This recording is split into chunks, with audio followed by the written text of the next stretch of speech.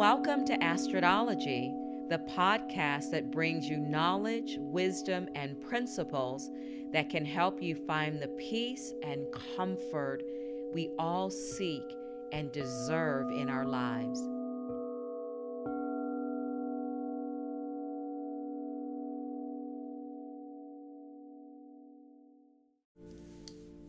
Hello. Hi, everybody. Welcome back to this episode of Astrodology with Astrid.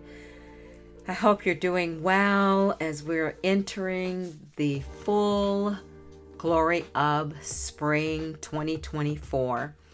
Today's message or podcast message is interesting. Honestly, this is...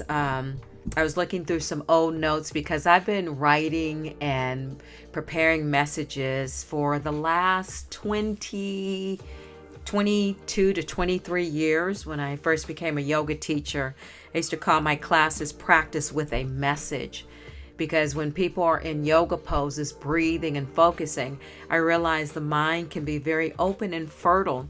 And I know that the unconscious will pick up. So even if it just sounds like I'm saying wah, wah, wah, I know that the messages are penetrating. But I came across this message and I titled it, "What's Going On? When Will People Start Getting Together?"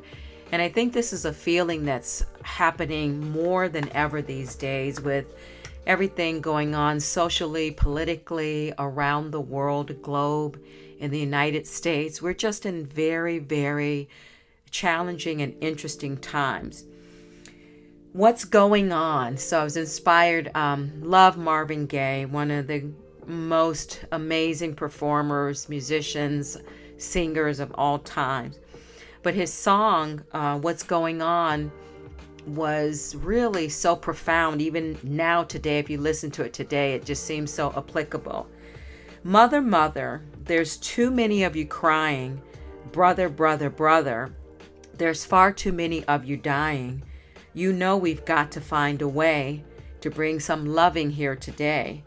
Yeah, Father, Father, we don't need to escalate. You see, war is not the answer, for only love can conquer hate. You know we've got to find a way to bring some loving here today. Oh, picket lines and picket signs. Don't punish me with brutality.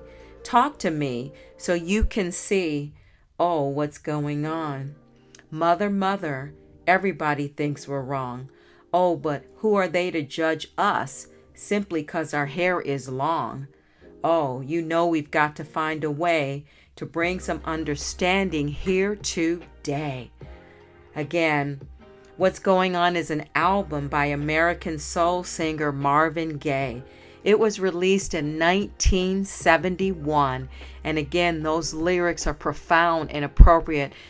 The message of his song is timeless, and this song reflected a new beginning in soul music.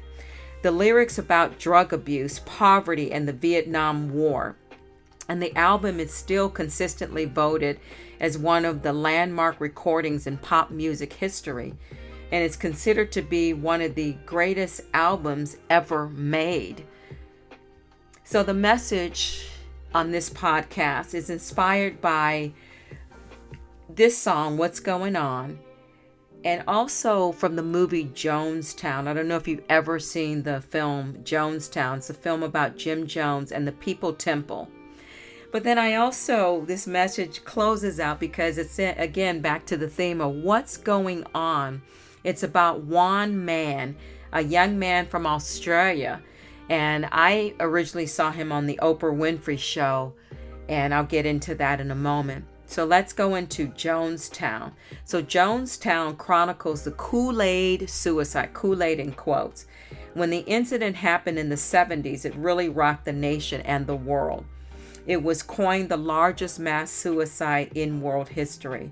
904 men, women, and children, even infants, perished. As it turned out, it wasn't exactly an agreed upon ritual, and perhaps not the sheep being led to slaughter as was portrayed by the media. It was a last minute concocted idea that Jim Jones used when he knew that his reign over his people was diminishing. Many of the people swallowed the poison with absolute terror and doubt. They drank because they believed, in quotes. They had followed this man, and he had said to them that this was the test of their faith. Those that tried to take a stand and say no were held down or at gunpoint and forced to swallow. So what's fascinating is that people didn't just run. When I saw this, it's like, why didn't people just run? Because they were so brainwashed and so confused that they just surrendered. What rocked me to the core was watching how people became so mesmerized and enthralled with this man. He was a master seducer. He was successful because at that time people needed hope and they wanted something tangible that they could cling to. It was a time of powerlessness. Does this sound familiar? It's like, we're not in the 70s, but this is a time of great powerlessness. People also needed to feel connected. In all of his craziness, it is truly amazing to see how he successfully brought people and cultures from all walks of life and ethnic backgrounds together. And that's one of the things we're missing in our culture today, togetherness. The pandemic really started to bring people together, so it seemed. But as we're sitting here in 2024, it's almost like we forgot the great lessons and blessings of the pandemic. Whoa, oh, mercy, mercy me. Oh, things ain't what they used to be. No, no. Where did all the blue skies go? Poison is the wind that blows from the north, south, and sea. Whoa, mercy, mercy me. Oh, things ain't what they used to be. No, no. Oil wasted on the ocean and upon our seas. Fish full of mercury. Oh, oh, mercy, mercy me. Oh, things ain't what they used to be. No, no. Radiation underground and in the sky. Animals and birds that live nearby are dying. Oh, mercy, mercy me. Oh, things ain't what they used to be. What about this overcrowded land? How much more abuse can she stand? Again, brilliant lyrics, timeless, brilliant lyrics that we are sitting in the midst of right now. So hope and strength is what the world still needs today. Hope and strength are two energies that we will always desire and we will need now more than ever. So really, since the 70s, not much has changed. We as a world are still looking outside of ourselves for some miracle leader, some evidence and proof of a savior, a God that will take all the sadness and turmoil away. One thing that Jim Jones did in the movie that was so symbolic of a yoga belief was to take a Bible and hurl it across the room. The people were so shocked and horrified that he would take such a sacred symbol and treat it that way. The room went silent, so when the Bible landed, it created a huge bang. For dramatic effect, Jim Jones allowed a pregnant pause, and then he said something like, "If there was a God in the sky, don't you think he would have struck me down for doing that?" That was a major hook for the people, but to some degree it makes sense. So yogis believe that the embodiment of God lives inside of each person and not out in the heavens somewhere. Whether we choose to access it as the love, kindness, generosity, peace, and truth is up to each person. It is great to worship the universe and God, but also make sure you acknowledge and create a relationship with the God, Goddess that lives inside of you. As the thought said, 5% of people make things happen, 15% watch it happen, and 80% wonder what happened. Is this not the current state of affairs? We're all upset and angst about things, about elections and the right way and how things are going. This is a political game that we know, but we will not rise against. How many emails did we get about boycotting just even in one day of not buying gas? Remember that time? How many people were afraid not to go to work or take their children to school because of the pandemic? What's the difference in drinking the poison Kool-Aid? What is the difference of drinking the poison Kool-Aid? We're poisoned every day by slanted news. If you read the book by The Handmaid's Tale, it will make sure you think twice about believing what you hear on the news and read in the newspaper. I was so thrilled to see this come to light in the series that was playing on about The Handmaid's Tale. Just unbelievable. We are cynical about the media, but instead of holding the media accountable by turning off the television, turning off the radio, and making ratings go down, we watch in horror as they exaggerate and feed us hysteria.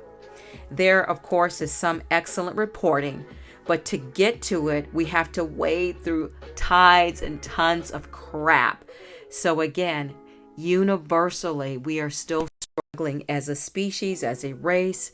When are we going to get together? What is going on? This is why Swami Vivekananda said, have faith in yourself first. Believe in yourself and not some outside source. Gandhi urged us to be the change we want to see in the world. Our complaints are wasted air and energy unless we are willing to start with ourselves. If we think people should be more generous, then we should be more generous with ourselves. More loving?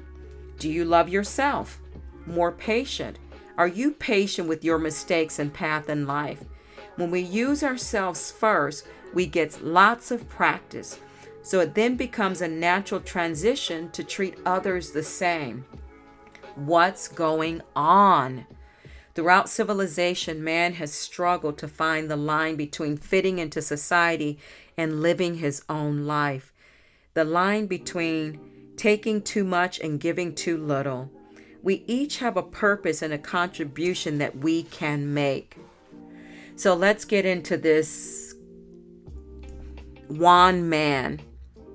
This young man who was certainly trying to do his part to shift society. So Juan was walking around. This was several years ago. This is about 10 years ago now. He was walking around holding a sign that said free hugs. Initially, he said people thought he was mad and a bit mental, like he was crazy or off his rocker. It's hilarious to watch some of the footage of him in action. And it was amazing to see how uncomfortable people went out of their way not to hug him. It showed how cynical and how skeptical we have become as a society. But there are those who ran into his arms, and to see that kind of openness, faith, and trust, what would you call that? It happened. It sent chills up my spine. When asked why did he do this, he said he's been doing some traveling around the world, and when he came back to his hometown in Australia, all of his friends and family had moved away from the town. He said it made him very sad, and this was his way of taking care of himself and helping to heal the world. Life coach Jack Moore's lifecamp.com got to meet with him and said when Greg asked him what he really wanted, he just said to bring hope to people. Again, one man appeared on Oprah Winfrey show, and there were a couple of stories that were not covered about his path and process. Number one, while he was walking in the mall with his friend with his free hug sign, a man standing on the ledge of a building about to jump saw him and came down to give him a hug and thank him. Number two, the first woman that accepted a free hug was a woman whose daughter had died exactly 1 year before, and her dog had died that day. What was revealed on the Oprah show was that the government initially, imagine this, initially tried to stop him from giving free hugs. They tried to deem it illegal. He had to create a petition and get thousands of signatures in order to give out free hugs. What's going on? This is the craziest and the lack of connection to people that is so rampant in our bureaucratic system and in people. So there was a famous yogi called Ma Yogi, and she was called the hugging yogi. And people, I remember, would stand in line for hours just to get a hug from her. To be hugged for her gave you a blessing. It was said to give you a blessing in your life. And people felt transformed and would wait in line literally for hours and hours to get that hug. I had someone give me a compliment today. I'm a natural hugger. Our family, we come from hugs. When we meet people, no one's really a stranger, and we love to hug. My mom is known for her famous super duper bear hug. But a young lady told me today that she thanked me because we were having a conversation, and for some reason I reached out and I hugged her. And she said, I'm not really a tactile person, but for some reason when you hugged me, it made me feel so good. You have no idea what emotional place I was in. And she said, I just wanted to let you know it just felt so nice that you gave me a hug. And maybe it was intuition. I actually think she's a neat young lady. And for some reason, I just did what felt natural to me. And I gave her a hug. So that wraps up our story. Like, what's going on today? What can you extend to a stranger? A smile is free. If you don't want to give a hug, give a smile. I will give credit because this is not all sour grapes. I've noticed lately that it seems like people are reconnecting, making eye contact. When you walk down the street now, people are smiling more, nodding their heads, and giving more attention. I feel like that is coming back. So the idea is figure out what's going on with you, what's going on in your own mind and heart. Buddha said the best reference is self-referral, having the direct experience yourself. So when we say what's going on, when are people going to wake up? When are people going to get it together? We are part of the people. We are the people ourselves. So the idea is if each and every one of us get ourselves connected and feeling good and alive, that energy will multiply and transfer. Find yourself and your purpose for being here, and you will help shift the planet just one notch faster. And that's all that we need. I know this is a kind of an interesting message, but this is how it came together. Don't drink the Kool-Aid, or at least know what's in the Kool-Aid before you drink it. In corporate, that's a term that kind of goes around. He drank the Kool-Aid. He's trying to climb the corporate ladder. So what's in your drink? What's in your favorite drink? Kool-Aid can be good if it's a great organization. If you're in a great situation, gobble down the Kool-Aid. All Kool-Aid isn't bad. But be the follower of your own mind and heart first. It's great to get opinions and input, but at the end of the day, turn inward to that higher power and that God energy and source that lives right in the middle of you. Thank you, everybody, for listening to this episode of Astrodology with Astrid. I hope you're well. Stay safe, and I will catch you in the next episode of Astrodology with Astrid. Namaste.